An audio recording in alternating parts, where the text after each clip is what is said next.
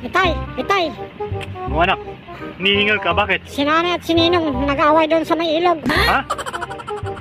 Paano mo nasabi nag-aaway sila? Nakita ko tay, hinabol ni Ninong si nanay.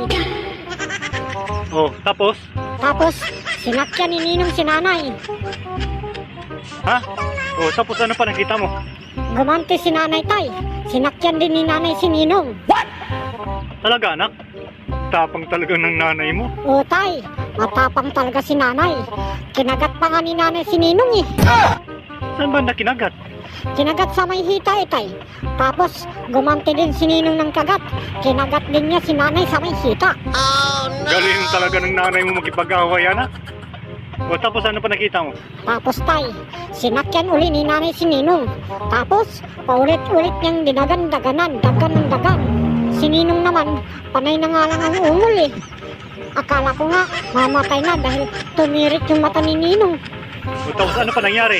Ang pinagtataka ko lang itay, wala silang mga damit nung nag-aaway sila.